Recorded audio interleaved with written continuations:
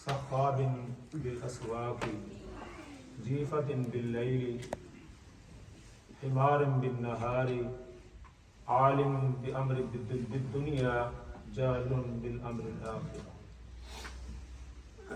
حضرت ابو ہریرہ رضی اللہ تعالی عنہ روایت کرتے ہیں، رسول اللہ صلی اللہ علیہ وسلم نے ارشاد فرمایا، اللہ تعالیٰ اس سے سخت نفرت کرتے ہیں جو سخت مزاج ہو۔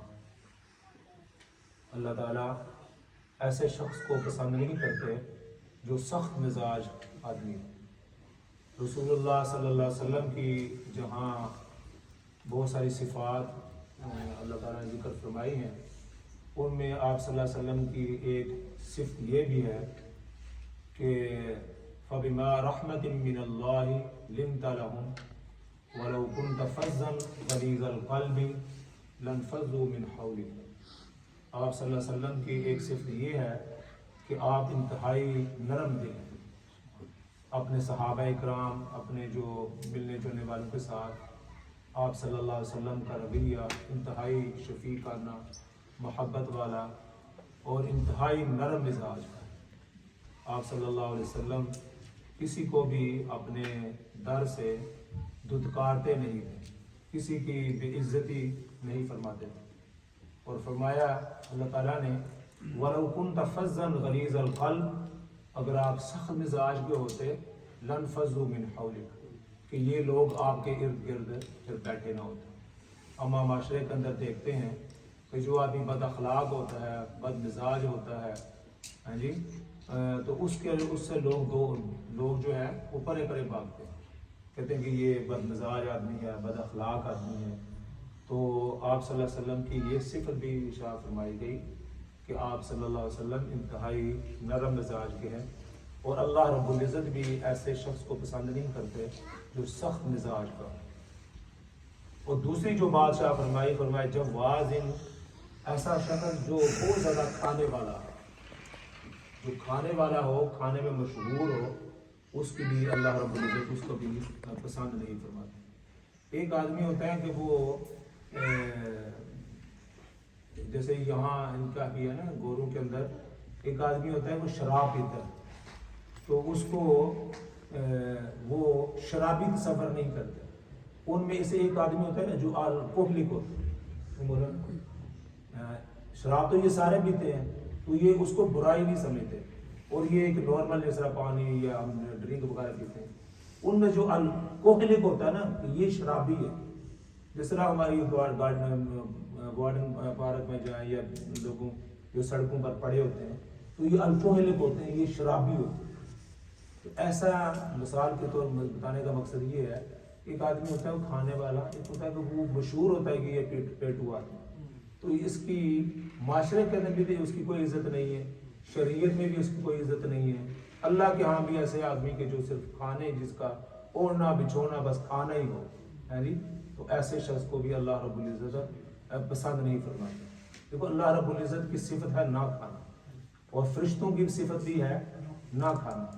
نہ کھانے سے کیا ہوتا ہے؟ ملکوتی صفات پیدا ہوتی ہیں۔ کیا کون سی صفات پیدا ہوتی ہیں؟ فرشتوں والی صفات پیدا ہوتی ہیں۔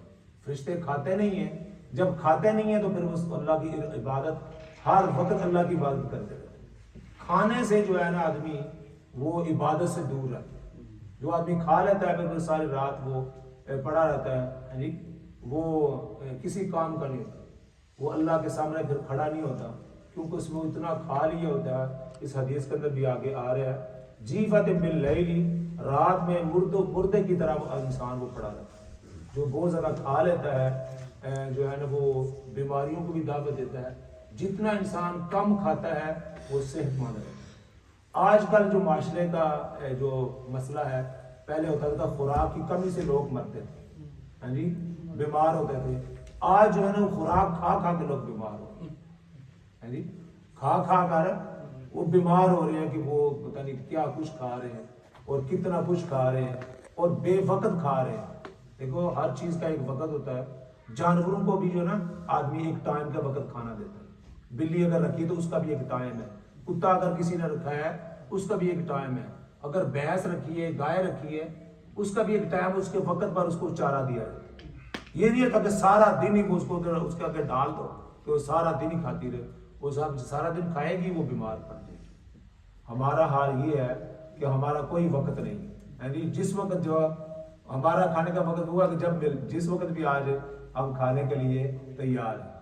تو زیادہ کھانے سے جو ہے نا وہ حیوانیت پیدا ہوتی ہے انسان کے اندر. کیا پیدا ہوتی ہے؟ حیوانیت. جانوروں کی صفات پیدا ہوتی ہیں. جو کیا کہنا چاہیے، میں الفاظ استعمال نہیں کرتا. تو نہ کھانے سے ملکوتی صفات پیدا ہوتی ہیں. دیکھو روزے کے اندر آدمی کم کھاتا ہے تو اس کا دل عبادت کی طرف لگتا ہے.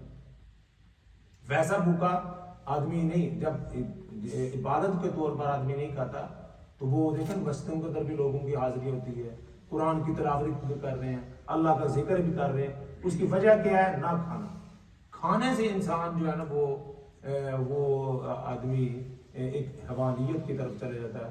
اس کے اندر وہ جو ملکوتی صفات ہوتی ہیں، فرشتوں کی صفات ہوتی ہیں، وہ پیدا نہیں ہوتی. جتنا کم کھائیں گے. رسول اللہ صلی اللہ علیہ وسلم کی زندگی کی جب ہم مطالعہ کرتے ہیں تو حضرت عائشہ صدیقہ رضی اللہ عنہا فرماتی ہیں کہ 3 چاند تک ہمارے گھروں کے اندر آگ نہیں جلتی. کتنے چاند؟ 3 چاند ایسے گزر جاتے تھے، یعنی 3 مہینے گزر کے آگ نہیں جلی، یعنی کچھ پکایا ہی نہیں. وہ کہا حضرت مائی صاحبہ پھر گزارا کیسے ہوتا تھا؟ فرماتے تھے کہ کھجور سے اور پانی سے. 1 کھجور کھا لی، 2 کھجور کھا لی اور پانی پی لیا، بس اسی پر گزارا. اس کا مطلب ہے کہ انسان اس سے زندہ رہ سکتا ہے. یہ نہیں کہ برگر بھی ہو، بریانی بھی ہو، جی پیزا بھی ہو، شوارما بھی ہو، پتہ نہیں کیا کیا آج کل آ گئی ہیں. تو وہ پھر اس سے ہارٹ برننگ بھی ہو رہی ہے، ہارٹ پرابلم بھی ہو رہی ہے، بلڈ پریشر بھی ہو رہی ہے، ہر طرح کی بیماریاں، شوگر پیدا ہو رہی ہے. اس کی وجہ بنیادی یہی ہے کہ کھانا، سب سے پہلی چیز کھانا. اور اس سے بھی بڑی بات یہ ہے کہ باہر کا کھانا، باہر کے کھانے کے اندر جتنی نحوست ہے کسی کھانے کے اندر نہیں. ہمارے ایک بزرگ تھے، میں ان کا واقعہ پڑھا. وہ ان کے ایک مرید تھے، تو وہ جب ذکر اللہ کرتے بیٹھتے، اللہ کا ذکر کرتے مسجد کے اندر، تو ان کے وہ بے ہوش ہو جاتے. اب وہ بے ہوش ہو جاتے تو ان کے جو پیر تھے، بزرگ تھے، وہ کہتے تھے کہ جاؤ کسی آدمی بچے کو کہتے کہ جا کے بازار سے کوئی چیز لے کر آؤ، بازار کی بنی کوئی چیز لے کر آؤ. تو وہ اس کے منہ کے اندر ڈال دیتے تو ان کو ہوش آ جاتا تھا. یعنی ان کی نورانیت ختم ہو جاتی. نورانیت جو ان کے اندر پیدا ہوئی نہیں نا، وہ باہر کی بازار کی چیز کھانے سے ان کی نورانیت وہ ختم ہو جاتی. اتنی نحوست ہے باہر کے کھانوں کے اندر. جو لوگ ریسٹورنٹوں کے اندر کام کرتے ہیں اور جو وہاں جاتے ہیں، ان کو پتہ ہے کہ وہ کس طرح وہ کھانا بناتے ہیں. اس کا ایک ذکر سورہ کہف کے اندر بھی آتا ہے. جو اصحاب کہف تھے، 950 سال وہ ایک غار کے اندر سوئے رہے. یعنی اللہ رب العزت ان کی کروٹیں بدلتا رہا. کسی دن وہ واقعہ بیان کریں گے. وہ جب ان کو اللہ رب العزت نے جگایا نا، تو جب وہ زندہ ہوئے، دوبارہ اٹھے، تو انہوں نے کہنے لگے بھائی کتنی دیر ہو گئے ہمیں سوئے. کس نے کہا کہ 1 دن، کس نے کہا آدھا دن ہے، اس نے کہا بس میرے خیال میں صبح سوئے تھے یا شام کو ہیں. تو ان کو 950 سال 309 سال وہ سوئے رہے، لیکن وہ پتہ چلا کہ ابھی 1 دن یا آدھا دن ہم سوئے. جب بھوک لگی تو ایک آپ نے صاحب سے کہا کہ یار ایسے کرو، یہ پیسے لے جاؤ، یار بازار سے کھانا لے کر آئے. ہوا ازکا طعاما فلیأتکم برزق منہ ولا یترتب. یار دیکھنا کسی اچھے پاکیزہ ہوٹل سے کھانا لے کر. اس وقت انہوں نے کیا کہا؟ وہ ازکا طعاما، ایسا جاؤ کسی اچھے سے پاکیزہ، ازکا کہتے ہیں بہت زیادہ پاکیزہ، طعاما کھانا لے کر آؤ. فلیأتکم برزق منہ ولا یترتب. اس وقت بھی انہوں نے یہ دھیان رکھا کہ یار ہوٹل کا دھیان رکھنا. ہوٹلوں کے مسائل جو ہے نا، وہ اس وقت بھی ہزاروں سال پہلے بھی ایسے تھے کہ یار یہ ایسے بنا کے لوگوں کو دے دیں. یار دیکھ لینا کسی اچھے ہوٹل سے نا وہ کھانا لے کر نا پاکیزہ ہو. تو اس سے مراد یہ ہے کہ کھانا اس وقت بھی لوگ اسی طرح کیا کرتے تھے. انہوں نے خود تو نہیں کھانا ہوتا. اور یہ تجربے کی بات بھی ہے، کوئی جو مالک ہوتا ہے نا ہوٹل کا، اس کا کھانا گھر سے آتا ہے. وہ وہاں سے پکا ہوا نہیں کھاتا. یہ تجربے کی بات ہے اور آپ پتہ بھی کر لیں. اور میں ہمارے تجربے کی بات ہے, ان کا گھر سے ٹفن آتا ہے, وہ انہوں نے جو پکا کے رکھا ہوتا نہیں آپ ہمارے لیے مہمانوں کے لیے, وہ ہمیں کھلاتے ہیں کہ یہ کھائیں, یہ مرے جو ان کے ساتھ معاملہ ہو. اپنے گھر سے دال سبزی وہ روٹی بھی ساری گھر سے بنی ہوئی ہوتی. تو کہنے کا مقصد یہ ہے کہ باہر کے کھانوں کے اندر جتنی نحوست ہے اور جتنی اس کے اندر بیماری ہے وہ اس کا آدمی اندازہ نہیں کر سکتا. تو کھانے بھی گھر کا کھانے صحیح ہے. اس کے اندر یہ ہے کہ آدمی پوری جو اپنی والدہ ہے, آپ کی بیوی ہے, وہ پورے اہتمام کے ساتھ ایک ایک چیز کو صفائی کر کے بسم اللہ پڑھ کے الحمدللہ پڑھ کے اس کو پکاتی ہے. لیکن وہ ہمارے نیچے نہیں ڈلتا. ہم کہتے ہیں نہیں وہ پیزا جو آرڈر کریں, جی وہ برگر آرڈر کریں, تو انہوں نے پھر کس طرح بنایا ہوتا ہے وہ تو آپ بتانے کی ضرورت. اور فرمایا جیفۃ باللیل, رات کو پھر مردہ کی طرح آدمی پڑا رہتا ہے. حمار بالنہار, اور فرمایا پھر گدھے کی طرح دن کو پھر وہ پھرتا رہتا ہے. یہ ایک انسان کی صفات اللہ رب العزت اپنا نبی پاک صلی اللہ علیہ وسلم بیان فرما رہے ہیں. عالم بامر بالدنیا, فرمایا کہ دنیا کے بارے میں بڑا اس کو معلومات ہوتی ہے. عالم بامر بالدنیا, دنیا کے بارے میں بڑی معلومات ہے جی. اور کیا ہے جاہل بالآخرہ, لیکن آخرت کے بارے میں انتہائی جہل ہے. وجہ کیا ہے کہ جب دنیا کے معاملات ہوتے ہیں تو پوری ریسرچ کرتا ہے, پوری دیکھتا ہے جی, پوری سرچ کر کے ان چیزوں کو خریدتا ہے.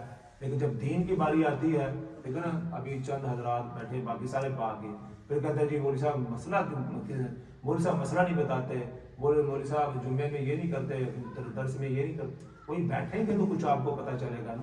جب بیٹھیں گے نہیں 5-7 منٹ کے لیے, وہ بیٹھنے کے لیے تیار نہیں, 2 گھنٹے کے لیے باہر جا کر بیٹھ کے باتیں کرنے کے لیے تیار. تو علم کی دین کی اس کے دل کے اندر قدر نہیں ہے, دنیاوی قدر ہے.